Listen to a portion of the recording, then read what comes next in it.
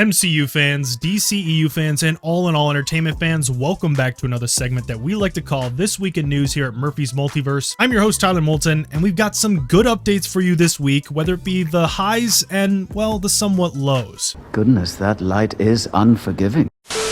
So without further ado, the MCU started us off right this week with some new look Guardians of the Galaxy Volume 3 crew merch. This sporting the likes of some of our favorite characters and also a surprise new logo here as well. And it looks like the highly anticipated Blade featuring Marsala Ali will bring us some Narcos Mexico vibes. With all due respect, what the f are you talking about? What the f is this? Now you may be tilting your head at this one, but it was reported this week that the cinematographer from the Netflix hit series will be joining this project. So definitely expect to see that type of look and feel when you watch Blade when it comes out. And speaking of Narcos Mexico, one of the Black Panther Wakanda Forever's first casting announcements, Tenoch Huerta, is rumored to be learning the Mayan language for this role as we speak. Now the only official news on Huerta so far has been that he is playing one of the big bads in this film. Now this particular rumor about the language comes from Vice, who also believes, along with many others, and including myself, that he is playing as Namor the Submariner. And this could be very true as well, because we also spoke about this merch in another recent video that included that historic Jaguar god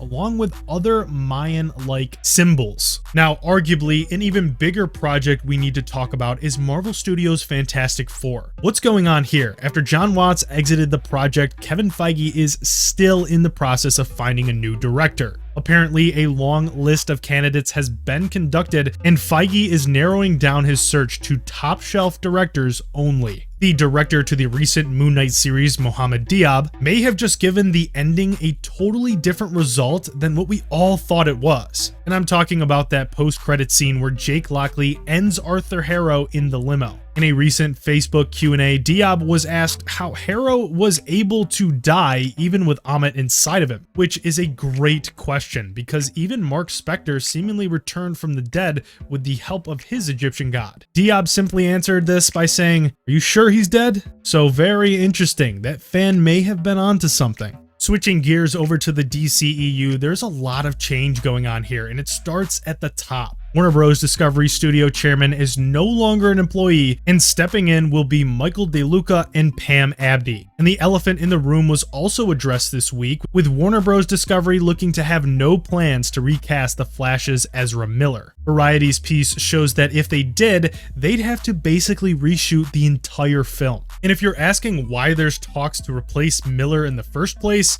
well, let's just say some things transpired. I mean, that really got out of hand fast.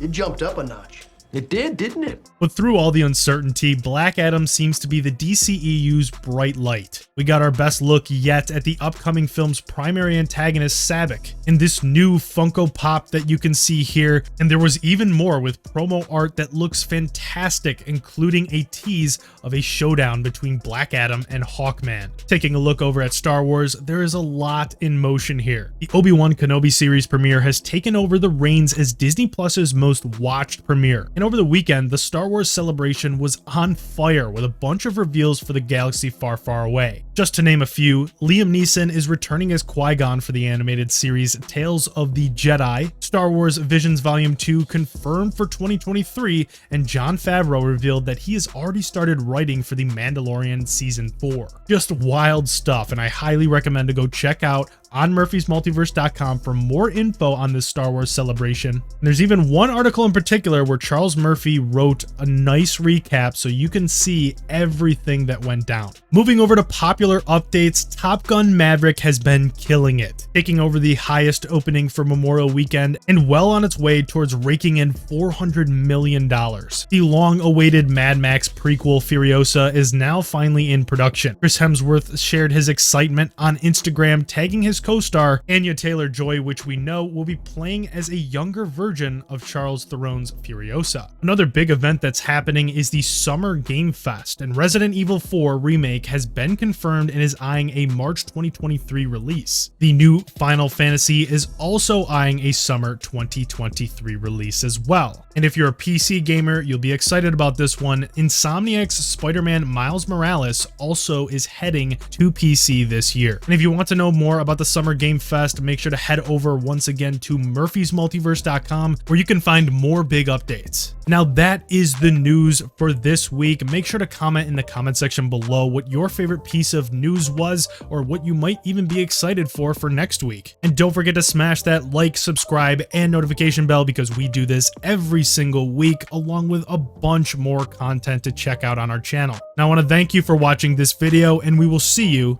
next week.